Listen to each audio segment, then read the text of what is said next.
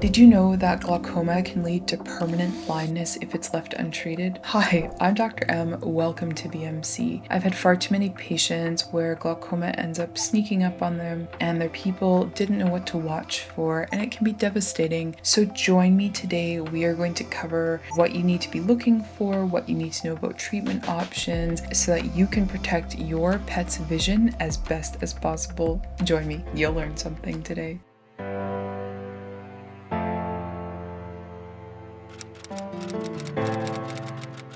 So we need to cover a bit of background information first because it's important for you to understand why glaucoma happens. So the eyeball is filled with a liquid that we call aqueous humor, and the size and shape of a normal eyeball is maintained by the presence of a specific amount of aqueous humor. There will also be a normal intraocular pressure to the eyeball because of it. Aqueous humor is important because it contains nutrients and oxygen that the eyeball needs as it functions. Aqueous humor is produced by a structure called the ciliary body, is constantly producing this aqueous humor, and it is constantly drained from the eye between the cornea and the iris. This is called the iridocorneal angle. So the definition of glaucoma is when there's an imbalance between the amount of aqueous humor that's being produced and the amount that's draining from the eye. This means that there will be a buildup of too much fluid, causing unhealthily high intraocular pressures within that eyeball. The increased pressure can cause destruction of the retina and to the optic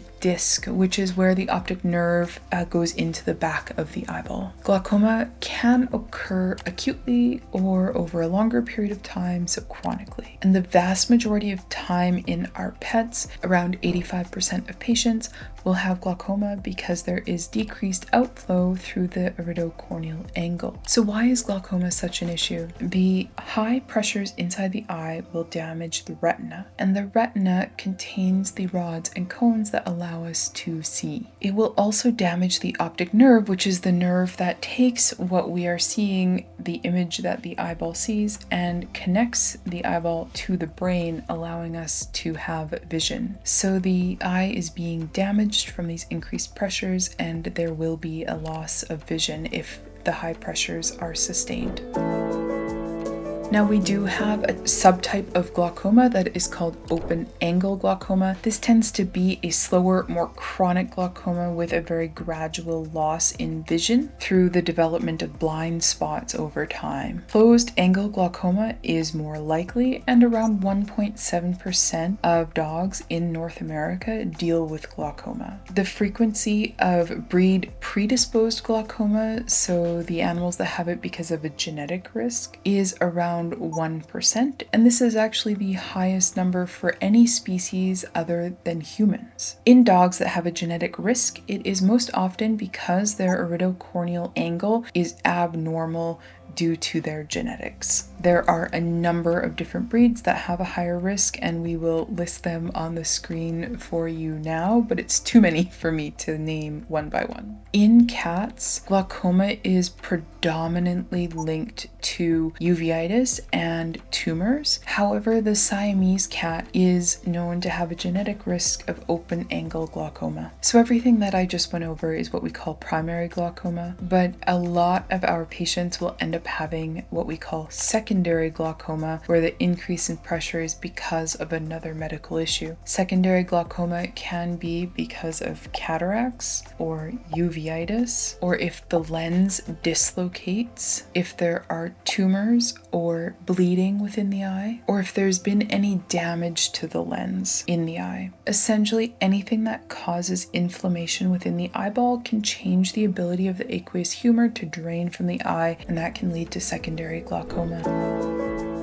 Next, let's cover symptoms that you need to be on the lookout for. It's important to note that glaucoma can impact one eye or both eyes at the same time, and often it will impact one eye first, and then over time the other eye will also develop glaucoma. The very early signs are so often missed by people, and these are symptoms like having sluggish pupil reactions to changes in light. Blood vessels will sometimes become a bit more engorged than they they normally were. And you can also see that the eyeball will actually increase in size slightly. Once the disease has progressed further, we will then start to see symptoms like redness in the eye. There might be a cloudy cornea, there might be discharge from the eye. These eyes are incredibly painful, so these animals will also often have behavior changes. They might become snippy or more tired than usual, or they might have changes in appetite. They also might do things like squint the eye or close the eye. They might also move their head away if you go to pet their head, and they also might avoid light. Sometimes we can note that there is a sudden loss of vision. That might be the first symptom that some people notice. And there also might just be a change in the eyeball size. It will get bigger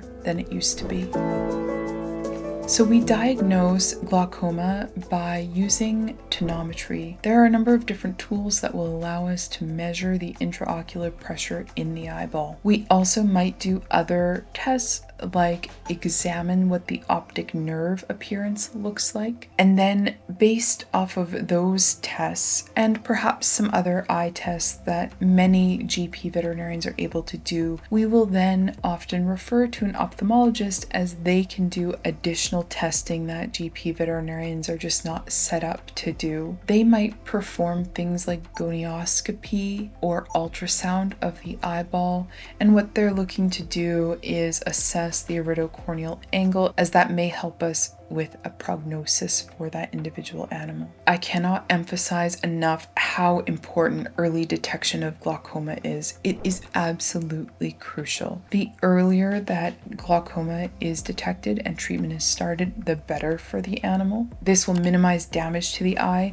and give the animal the best chance of retaining their vision. Expect that long-term treatment and follow-up will be required if you have an animal with glaucoma. To aid in earlier detection, if you have a higher risk breed of cat or dog, you should be having intraocular pressures measured every single time you see your veterinarian for a general health checkup. Next, let's move on to treatment. There are a number of different options, and frequently we need to combine medical and surgical treatments in order to best serve the patient. Under medical treatment, we will use analgesics because pain control is absolutely crucial. Glaucoma is so painful. There are also carbonic anhydrase inhibitors that may be used as drops for the eye. These are important because carbonic anhydrase is a key enzyme in aqueous humor production, and so if we inhibit that enzyme, we will reduce the amount of aqueous humor that's being produced in the eye. There are other options that may also be used that reduce blood flow to the ciliary body in an attempt to reduce the aqueous humor production. They're more commonly used in people, and their use in animals is a little bit controversial currently. We need more research, and as we get that, the recommendations may change. We can also use different drops to contract the iris, which can help to open up the iridocorneal angle a bit and help encourage drainage of aqueous humor. And depending on how high the intraocular pressures are at the time of diagnosis, we may end up needing to use medications that help to bring down intraocular pressure rapidly. When we move on to surgical treatment options, currently what is being used most often is endoscopic cyclophotocoagulation. There's been some more recent research on using this technique, and what it is a laser that's being used to target the ciliary body, and if you can kill off some of the ciliary body, then there will be less aqueous humor produced within that eyeball. A recent study using this procedure showed that 1 year after the procedure, 90% of the dogs still had their intraocular pressures well controlled, and just over 60% of the dogs ended up still having vision. We might also consider something called gonio implantation. This is essentially where a shunt is placed in order to help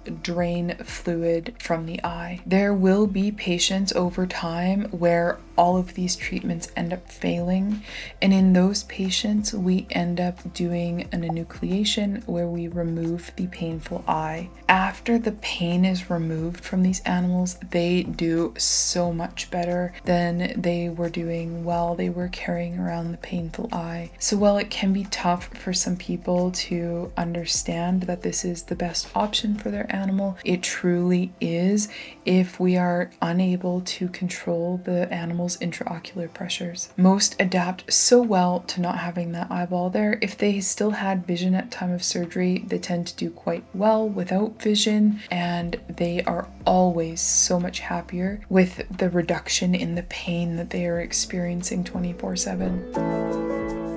Now, prognosis does vary from patient to patient based on what their underlying cause of their glaucoma is. Also, if it's caught early, the prognosis is much better, which is why I've been harping on this early detection aspect. Truly, a veterinary ophthalmologist is invaluable in these situations, and you should take your animals to see one if it's at all an option. Even with treatment, glaucoma is often a progressive disease, and a lot of animals over time may end up losing their vision. However, the earlier that it is caught, the more effective our treatments are, and the better the long-term outcome is for your animal. Thank you so much for joining me and taking your pet's health seriously. I do put out a new video most Fridays, and I hope that you and your animals stay happy and healthy until the next one. YouTube thinks you'll like this video. All right, we'll see you later. Bye.